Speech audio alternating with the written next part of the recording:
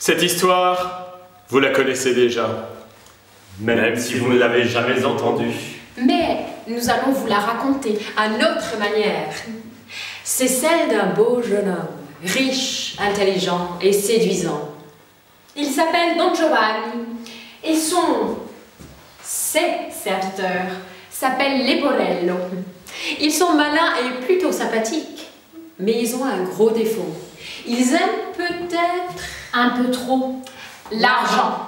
Il y a aussi 3 belles jeunes femmes. Donna Anna et Donna Elvira sont du même milieu que Don Giovanni. Zerlina, elle est d'une classe sociale inférieure. Et évidemment, Don Giovanni les courtise toutes les 3. Et c'est là son problème. Et c'est pour cela que cette histoire Ne ressemble pas du tout à un conte de fées.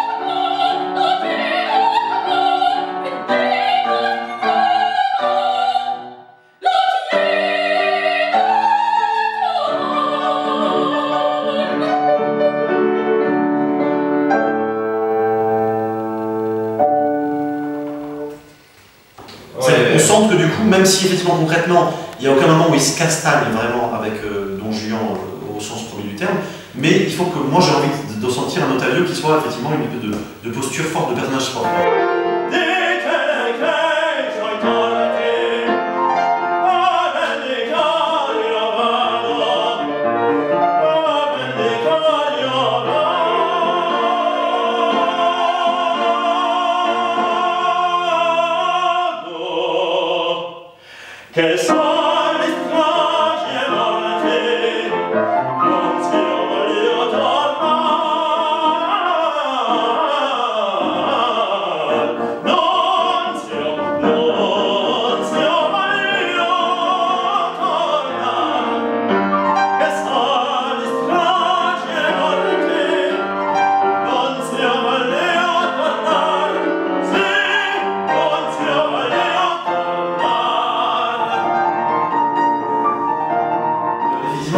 Pour dire un mot sur Don Giovanni, c'est vrai que, en plus pour moi, c'est vrai que Don Juan, c'est une comédie avant tout, et ça on l'a oublié, on a souvent une vision beaucoup trop sérieuse et dramatique de Don Giovanni. Et pour moi, effectivement, Don Giovanni, c'est aussi un personnage de comédie. Donc, à la question, on va à la fin.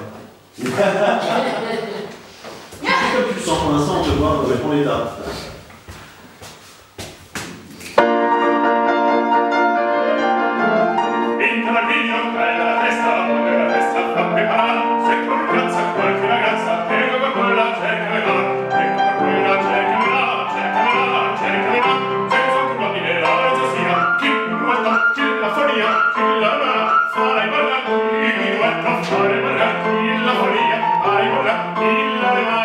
Pour moi, effectivement, Don Juan, ce que tu proposes là, ça m'intéresse aussi, parce que, effectivement, je veux un vrai personnage haut en couleur, et qui soit capable de mener l'histoire et l'aventure. Il se prend des portes dans la gueule tout le temps, il rebondit tout le temps. Il est cocaïnomane à mort, il ne peut plus, etc. Mais, donc il a une espèce, en plus de feu dévorant, infernal, on peut l'appeler ce qu'on veut, qui l'agite, et qui fait qu'il va à sa perte, qui va droit dans le mur, mais qui continue inlassablement. Donc ça, c'est...